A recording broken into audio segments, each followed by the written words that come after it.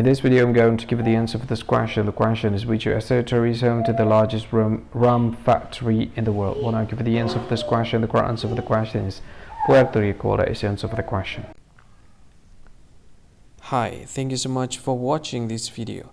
If you find this video is very useful, you can help this channel to grow by subscribing this channel. Please this subscribe button and don't forget to like this video.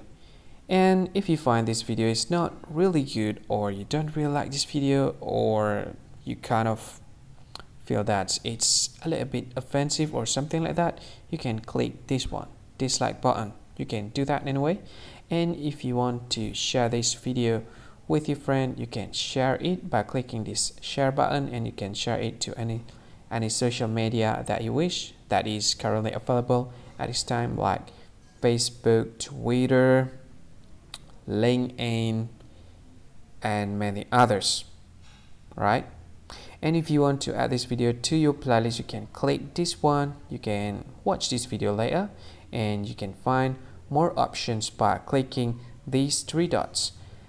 And yeah, don't forget to subscribe. I think that's all of it. Thank you so much for watching this video, and see you again in another video. Bye bye.